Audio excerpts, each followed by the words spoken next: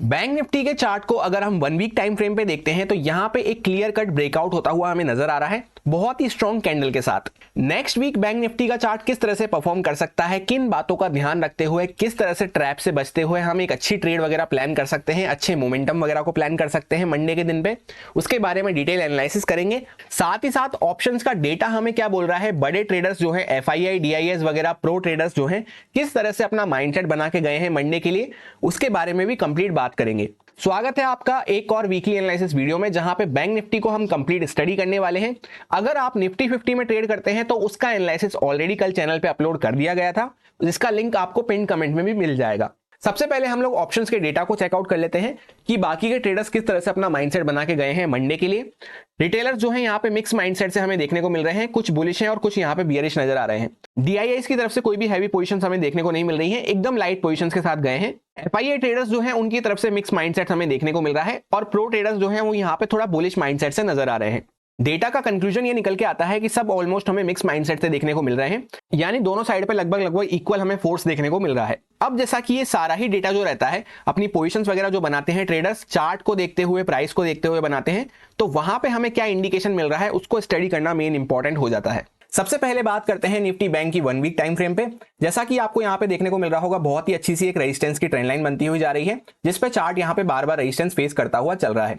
Already 4 बार यहाँ पे resistance face कर चुका है, अभी हम इसी के आसपास यहाँ पे थोड़ा सा रुके हुए हैं। यहाँ पे 1 वीक टाइम फ्रेम पे आपको देखने को नहीं मिलेगा ये चीज, पर लोअर टाइम फ्रेम वगैरह पे आप देखेंगे तो ऑलरेडी 2-3 दिन से हम इसी के ऊपर रेजिस्टेंस फेस करके खड़े हुए हैं। एंड ये ट्रेंड लाइन मैं आपसे अभी शेयर नहीं कर रहा हूं, 3 दिन पहले ही मैंने आपसे ट्रेंड लाइन शेयर कर दी थी, जब पहली बार हम इसके आसपास आए थे। मैंने यही कहा था आपसे कि शॉर्ट टर्म में ये यहाँ पे क्लाइमेक्स टॉप की तरह से काम कर सकती है। इसके ऊपर जब चार्ट सस्टेन करना चालू करेगा तब यहाँ से और भी बड़े बड़े टारगेट्स हमें देखने को मिल सकते हैं। इस ट्रेंड लाइन के ऊपर अगर हम सस्टेन करना चालू करते हैं, एक वीकली टाइम फ्रेम की क्लोजिंग वगैरह आ जाती है, तो पहले चार्ट 47,500 के आसपास तक जाएगा। फिर उसके बाद अगर हम उसके ऊपर क्रॉस करना चालू करते हैं तो 48,200 के आसपास तक भी हम पहुंच सकते हैं। ये 1 वीक टाइम फ्रेम के हमें रेजिस्टेंस वगैरह कुछ देखने को मिल सकते हैं अप साइड पे। सिंपल सा एनालिसिस यहाँ पे बन रहा है कि बहुत ही अच्छा चार्ट स्ट्रेंथ में बना हुआ है, अच्छा खासा अप ट्रेंड में मूव करते हुए हम चल रहे हैं। लास्ट वीक जब हम मिले थे तब मैंने आपसे यही कहा था कि यहाँ पे मार्केट 45,000 को अगर क्रॉस करता है तो इसके ऊपर एज सच कोई भी खास रेजिस्टेंस हमें देखने को नहीं मिल रहा है, सीधा ऑल टाइम हाई के ऊपर हम जा सकते हैं। वही एग्जैक्टली कट कॉपी पेस्ट हमें होता हुआ नजर आया जैसे ही मार्केट 45,000 के ऊपर निकला, गैप अप खुल के इलेक्शन की वजह से। अगर पूरी कैंडल के पॉइंट्स की रेंज आप देखेंगे तो लगभग 2400 पॉइंट से लेकर 2500 पॉइंट का हमें यहाँ पे मोमेंटम अच्छा सा देखने को मिला है। बहुत अच्छी स्ट्रेंथ में चार्ट बना हुआ है, तो हमें सिंपली ट्रेंड को राइड करते हुए चलना है। हर दिन मैं आपसे यही बात कह रहा था कि हमें ये गलती नहीं करनी है नॉर्मल रिटेलर जैसा माइंडसेट रख के कि चलो बढ़ गया है शॉर्ट कर देता हूं, चलो बढ़ गया है शॉर्ट कर देता हूं। जिसने भी यहाँ पे अननेसेसरी हर लेवल पे यहाँ पे शॉर्ट करने का कोशिश करा होगा उसको मार्केट ट्रैप करता हुआ ही जा रहा है, या मिला भी होगा तो इंट्राडे वगैरह में छोटा मोटा टारगेट वगैरह देखने को मिला होगा। ये बात मैंने ऑलरेडी जो हमारा मेन वाला चैनल है लर्निंग का, उस पर एक वीडियो बनाई थी, जब आपको बताई थी कि ट्रेंड की साइड पे हमें हमेशा ज्यादा पैसा मिलता है। इस वाली वीडियो को अगर अभी तक आपने चेकआउट नहीं करा है तो बहुत सारी चीजों को आप मिस कर रहे हैं कि किस तरह से ट्रेंड को ट्रेड किया जाता है, क्या कंप्लीट स्ट्रेटेजी वगैरह रहती है। इसका लिंक मैं आपको पिन कमेंट में दे दूंगा, जिन्होंने नहीं देखी है वो चेकआउट कर सकते हैं। सो एज सच यहाँ पे कोई भी वीकनेस वगैरह का साइन हमें देखने को नहीं मिल रहा है, तो हम कंटिन्यू राइड करते हुए ही चलेंगे। जब चार्ट को यहाँ पे बैंड वगैरह करना होगा, कुछ वीकनेस का साइन वगैरह दिखाना होगा, तो लोअर टाइम फ्रेम वगैरह पे 1 आवर वगैरह पे हमें इस टाइप का प्राइस एक्शन वगैरह देखने को मिल जाएगा। तब वहां पे थोड़ा बहुत प्रॉफिट बुकिंग वगैरह आ सकती है। एकदम से अगर इस तरह का ट्रेंड चलता हुआ जा रहा है स्ट्रॉन्ग, तो ऐसे करके तो वापस रिवर्स करता नहीं है। तो शुरुआत में सिर्फ एक बार जो प्रॉफिट बुकिंग वगैरह आती है, first pull back, first dip वगैरह जो आती है, वो जनरली यहाँ पे बाय होने के चांसेस बहुत ज्यादा रहते हैं। तो कोई डिप वगैरह भी अगर हमें मिलती है, कोई करेक्शन वगैरह, कोई कंसोलिडेशन वगैरह होता है, तो वो हमारे लिए एक बाइंग अपॉर्चुनिटी ही रहेगा, क्योंकि first correction, first pull back वगैरह जो होते हैं वो जनरली यहाँ पे बाय हो जाते हैं। इतने स्ट्रॉन्ग ट्रेंड के बाद जिनकी ये रैली वगैरह पूरी छूट गई होती है, वो यहाँ पे जैसे ही थोड़ा बहुत डिप वगैरह आता है तो बाइंग करने वापस से आ जाते हैं। जिस तरह की स्ट्रेंथ हमें देखने को मिल रही है, तो ब्रॉड माइंडसेट हमारा बाइंग साइड पे ही रहना चाहिए। शॉर्ट वगैरह अगर हमें करना भी है तो डबल कंफर्मेशन के साथ, लेस अग्रेसिव होते हुए, सिर्फ इंट्राडे वगैरह में कुछ मोमेंटम वगैरह, कुछ प्रॉफिट बुकिंग वगैरह आती है तो उसको कैप्चर करने के लिए हम कर सकते हैं। अब 1 डे टाइम फ्रेम पे हम आते हैं तो कुछ इंपॉर्टेंट पॉइंट्स हमारे सामने यहाँ पे निकल के आ रहे हैं। ट्रेंड लाइन पे एग्जैक्ट जिसकी हम बात कर रहे थे, उस पे चार्ट यहाँ पे अच्छे से रेजिस्टेंस वगैरह फेस कर रहा था 2-3 दिन से। यहाँ पे थोड़ा बहुत यहाँ पे प्रॉफिट बुकिंग, हल्का सा स्लाइट प्रॉफिट बुकिंग वगैरह हमें देखने को मिली। उसके बाद फ्राइडे को वापस से स्ट्रॉन्ग ग्रीन कैंडल बनती हुई नजर आ रही है। अब अगर यहाँ पे आप चार्ट का स्ट्रक्चर समझेंगे तो हम यहाँ से कंटिन्यू निकले। फर्स्ट पुल बैक हमने यहाँ पे दिया इंपॉर्टेंट सप्लाई जोन के आसपास, उसके बाद वापस से जैसे ही इसको ब्रेकआउट किया तब बहुत ही अच्छा यहाँ पे हमें ट्रेंड देखने को मिला, सीधा हम इंपॉर्टेंट ट्रेंड लाइन रेजिस्टेंस पे आए, वापस यहाँ पे पुल बैक वगैरह दिया, अभी चार्ट वापस से यहाँ पे कंटिन्यू कर रहा है। तो हमें भी कंटिन्यूएशन में ही माइंडसेट यहाँ पे रखना है। वापस से इस कैंडल के हाई के ऊपर अगर हम सस्टेन वगैरह करना चालू करते हैं तो 47,500 के आसपास तक पहले हम पहुंच सकते हैं। राउंड नंबर साइकोलॉजिकल लेवल वगैरह निकल के आने वाला है वो। एंड जब तक ये जो आज की कैंडल है इसका लो वगैरह ब्रेक नहीं होता है तब तक यहाँ पे कोई वीकनेस का साइन वगैरह हमें देखने को नहीं मिल पाएगा ज्यादा। सपोज डायरेक्टली गैप डाउन वगैरह खुल जाते हैं कैंडल के बीच वगैरह में कहीं पे, तो एक बहुत बड़े पॉइंट्स की हमें कैंडल वगैरह देखने को मिल रही है।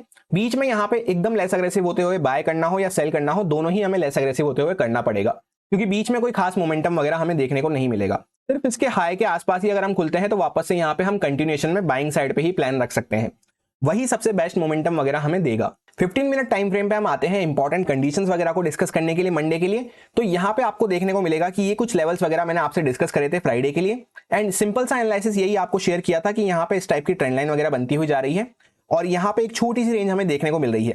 इसी के अंदर में मार्केट यहाँ पे अच्छा सा कंसोलिडेट वगैरह कर चुका है ट्रेंड लाइन के आसपास आके। अभी यहीं पे वापस से हम फ्लैट वगैरह खुलते हैं तो ऊपर की साइड पे अगर ब्रेकआउट वगैरह करते हैं तो पहले हमें छोटा मोमेंटम वगैरह पकड़ते हुए चलना है। और एग्जैक्ट रेजिस्टेंस जो मैंने आपसे बताया था वो बताया था 47,170 से लेकर 200 का इंपॉर्टेंट रेजिस्टेंस हमें देखने को मिलेगा। आप अगर ध्यान से देखेंगे तो मार्केट ने जो डॉट पहली बार में हाई लगाया वो डॉट 170 का हमें देखने को मिल रहा था।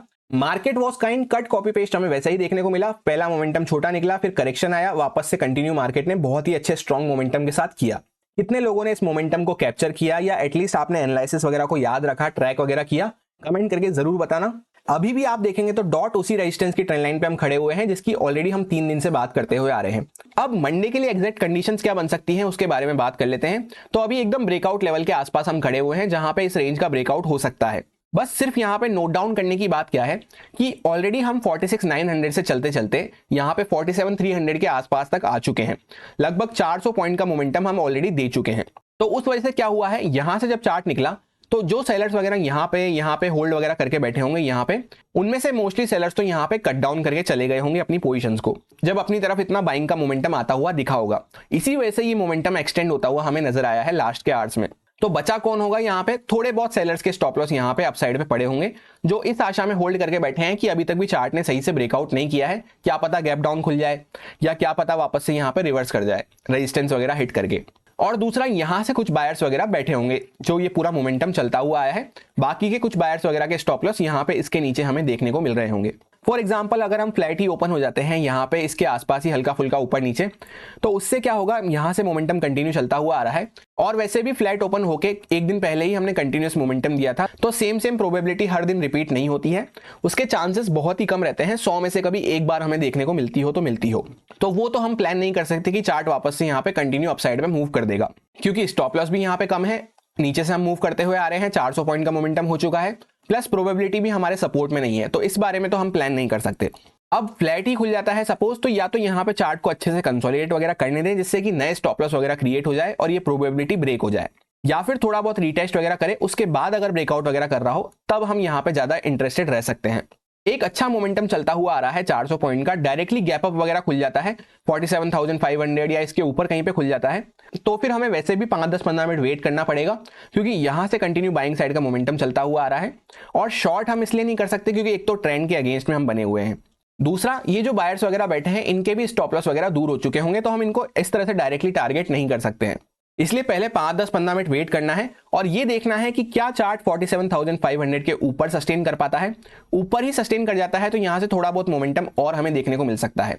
अब जब यहां से चलते हुए कंटिन्यू यहां तक पहुंचे हैं और उसके ऊपर कंटिन्यू मूव दे रहे होंगे, तो यहां पे बाय भी फिर हमें लेस अग्रेसिव होते हुए करना है, क्योंकि हमारे हाथ से एक मोमेंटम ऑलरेडी जा चुका है, दूसरा मोमेंटम भी गैप अप में जा चुका होगा, तीसरे मोमेंटम के लिए फिर हम प्लान कर रहे होंगे।